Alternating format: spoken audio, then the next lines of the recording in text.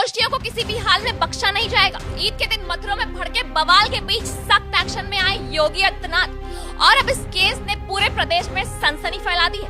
ईद जैसे मौके पर जब पूरा देश त्योहार मना रहा था, उसी दिन मथुरा के कोसीकला इलाके में एक ऐसी घटना हुई है जिसने माहौल को आग में झोंक दिया है। गौशंकर चंद्रशेखर और फरसा वाले बाबा, जो कथित तौर पर गौ तस्करों का पीछा कर रहे थे, अचानक एक तेज रफ्तार ट्रक की चपेट में आ गए और मौके पर ही उनकी दर्दनाक मौत हो गई है। लेकिन मामला सिर्फ एक हादसे तक सीमित नहीं रहा है, क्योंकि यहीं से उठे शक के बादल। क्या ईद के दिन ये सब कुछ यूं ही हो गया, या फिर ये पहले से रची गई एक सोची समझी साजिश थी?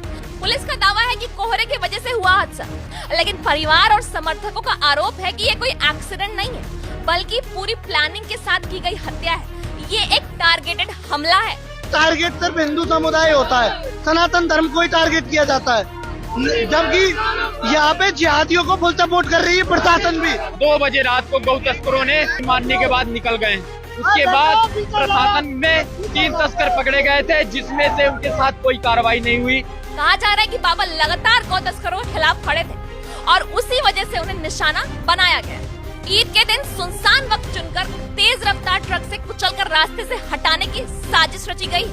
जैसे ही ये खबर फैली, ईद का दिन मथुरा में तनाव और गुस्से में बदल गया है। आक्रोशित भीड़ सड़कों पर उतर आई। दिल्ली आगरा हाईवे जाम कर दिया गया है। जगह जगह पत्थरबाजी और तोड़फोड़ शुरू हो गई है। यहाँ तक कि पुलिस भी इस हिंसा के चपेट में आ गई। हालात इतने बिगड़ गए हैं कि पुलिस को लाठीचार्ज करना पड़ा है, आंसू गैस के गोले छोड़ने पड़े हैं और पूरे इलाके को छावनी में तब्दील कर दिया है।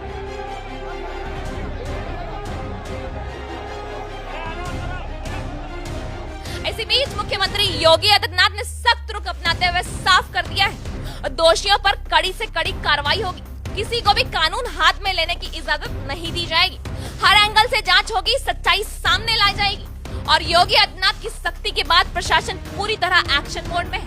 इलाके में भारी पुलिस बल तैनात है, हर संदिग्ध पर नजर है। सीसीटीवी कॉल डिटेल्स सब खंगाले जा रहे हैं। लेकिन सबसे बड़ा सवाल अब भी जिंदा है, क्या ये सच में कोहरे में हुआ हादसा था, या फिर ईद के दिन सोची समझी एक खतरनाक साजिश थी? मथुरा में माहौल गर्म है, लोगों में गुस्सा है और अब पूरा प्रदेश देख रहा है क्या फरसा वाले बाबा को इंसाफ मिलेगा।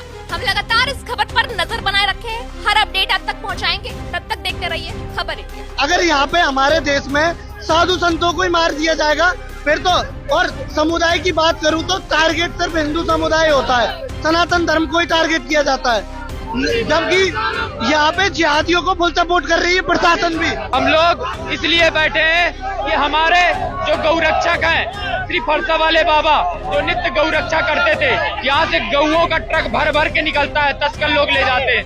कल रात में नाका में गौरक्षा करते हुए 2 बजे रात को गौ तस्करों ने उनको गोली मारी है और गोली मारने के बाद निकल गए। उसके बाद प्रशासन में 3 तस्कर पकड़े गए थे, जिसमें से उनके साथ कोई कार्रवाई नहीं हुई। हम इतना चाह रहे हैं कि वो गौ प्रशासन यहाँ आके उनकी कार्रवाई की संतुष्टि करे। ये जितने भी गौरक्षक हैं, सब लोग उस बात से संतुष्ट हों, तब हम लोग यहाँ से जाएंगे। हम यहाँ बैठ के कीर्तन करेंगे।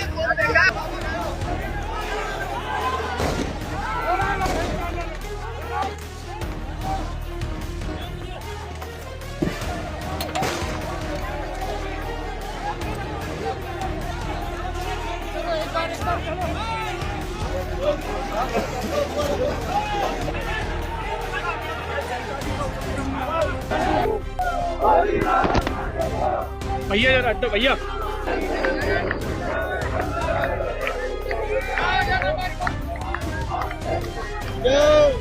कमल मेरे सामने है।